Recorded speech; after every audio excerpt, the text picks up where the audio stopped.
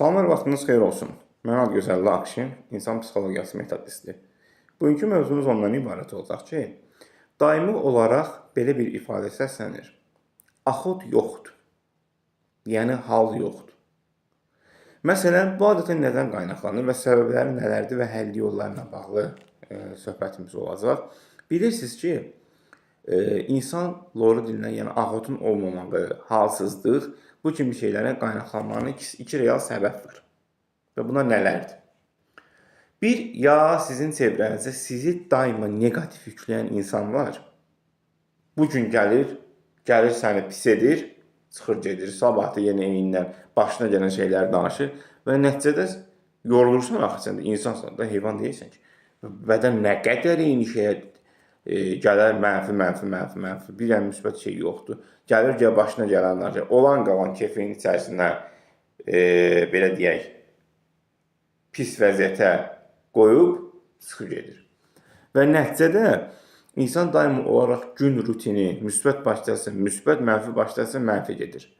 Və ikinci halda ondan ibarətdir ki, ya sizin şəxsi həyatınızda alınmayan və insanın ürəyində, qəlbində olacaq və həyata keçiriləşdirə bilmədiyi müsbətə doğru reallıq, həvəs, məqsəd varsa və onlar gün keçirsən, həyata keçmirsə, insanda ruh düşkünlüyü, halsızlıq, kefsizlik kimi hallar yaranır. Ən azından düşüncü məsələni tutaq ki, əlində müəyyən maddi ehtiyatın var, kiçik də olsa da, sənin məqsəd nə olub ki, yayda sən tutaq ki, gələsən şimali maçıq oynayaq. Bir dəfə turla toplam obşi planlaşdırılsa, bəzi turlar var ki, aşağı qiymətədir, yəni yuxarı qiymət tələb olunur. 50 manat, 70 manat, lap olsun 100 manat civarında. Əlində bu varsa, sən əgər bundan sonra həqiqətən bütün işlərini gördün, enerjin artdı və reallaşdıra biləcəksənsə, get, bundan qalma.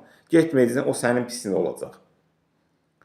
Və düşünmə ki, maddi ehtiyat yetirsən, zəifsən, artıq sən heç bir əlində ehtiyatın qalmadı. Xeyr, elə deyil. Əgər o məqsədini, əgər o düşüncəndə, ürəyində o şey məsələ reallaşdıra bilmirsənsə, sən daima ruh düşünlüyü yaşayacaqsan və əlində olan hər hansı məqsədi də həyata keçirə bilməyəcəksən. Bir hədəfin də itəcək zamanla.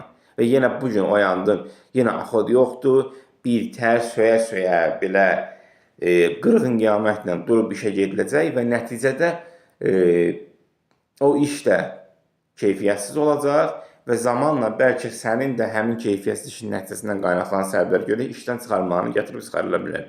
Ona görə insan hər zaman pozitiv və gümrah olmaq üçün ya çevrəsində negativ insanları uzaqlaşdırıb bir dəfəlik müsbətə doğru olan 100 insan olsun, bunun toplu negativ olmağındansa bir insan olsun, 2 insan olsun, müsbət olsun. Çoxluq, çox vaxt yoxluq deməkdir.